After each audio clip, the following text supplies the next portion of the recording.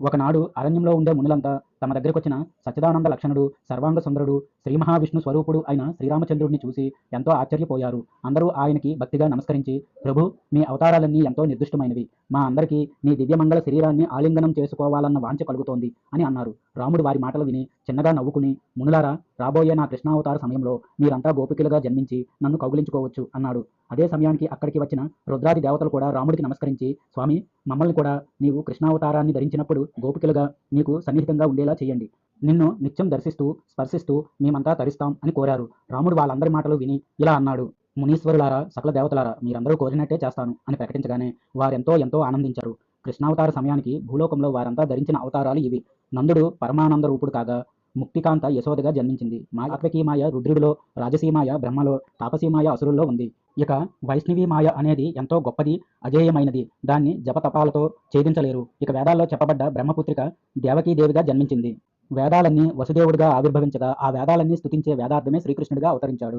ఆయన బృందావన ధామంలో గోవులతో, గోపికలతో, సురలతో క్రీడిస్తూ ఉన్నాడు. వేదవృక్కులన్నీ గోపికలుగా, గోవులుగా జన్మించాయి. గోవుల్ని కట్టే కర్రగా బ్రహ్మదేవుడు, శ్రీకృష్ణుడు ఊదే మురళి వెదురుగా రుద్రుడు, శిఖరంగా ఇంద్రుడు ఆవిర్భవించారు. దేవతలందరూ శ్రీకృష్ణుడికి స్నేహితులు. ఆ గోకుల వనమే భూలోక వైకుంఠం. ఆ వనంలో ఉన్న వృక్షాలన్నీ మహర్షుల స్వరూపాలు.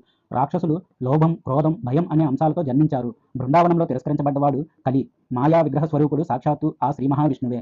ఆ మహావిష్ణువు మాయ దుర్బోధమైంది. ఈ సృష్టి మొత్తం ఆ మాయతోనే మోహించబడుతోంది. పరదేవతలు కూడా ఆ మాయని జయించలేరు. ఇక జగత్ ఎలా జయిస్తుంది? ఆ బృందావనంలో దేవతల జ్ఞానం, బలం అన్నీ ఒక్క క్షణంలోనే హరించబడతాయి.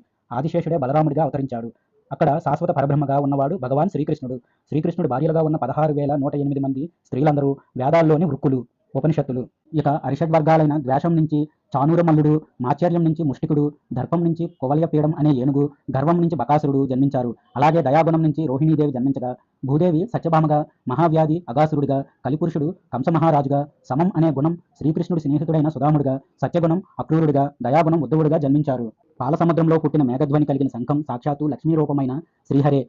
శ్రీ మహావిష్ణువే బాలకృష్ణుడిలా ఇక్కడ క్రీడిస్తున్నాడు. శత్రువుల్ని సంహరించి, మిత్రుల్ని రక్షించి, సకల భూతాల్ని దయతో చూడటం కోసం ఆయన ధర్మరక్షకుడిగా అవతరించాడు. ఈశ్వరుడి ఆజ్ఞతో బ్రహ్మదేవుడే చక్రంగా సృష్టించబడ్డాడు. అక్కడున్న చామరం, వాయువు, ధర్మదేవత, ప్రజ్వలిస్తున్న ఖడ్గమే ఈశ్వరుడు. రోలు కశ్యప ప్రజాపతి, త్రాడు అతిథి, శంఖం, చక్రం, సిద్ధబిందువు లాంటివన్నీ వివిధ రకాల దేవీ దేవతల రూపాలే. ఆ దేవతలకే అందరూ నమస్కరిస్తారు. సకల శత్రువుల్ని సంహరించే దేవి శ్రీకాళి. ఆమె మాయా శక్తే సార్గం అన్న ధనస్సు. జగద్బీజమైనది తామరకాడ. అది శ్రీహరి చేత ధరించబడింది. గరుత్మంతుడు వటవృక్షం. నారదుడు, సుధాముడు, బృందాదేవి, సర్వజంతువుల్లో ప్రకాశించే బుద్ధి ఇవన్నీ ఆ శ్రీకృష్ణ పరమాత్మ కన్నా భిన్నం కానివి. అన్నీ ఆయన రూపాలే. బృందావనంలో ఉన్న గోపస్త్రీల కన్నా కృష్ణుడు వేరు కాదు. వారంతా ఆయన స్వరూపాలే. ఇలా స్వర్గవాసులందరితో సహా వైకుంఠం మొత్తం భూమి మీదకి దిగి వచ్చింది.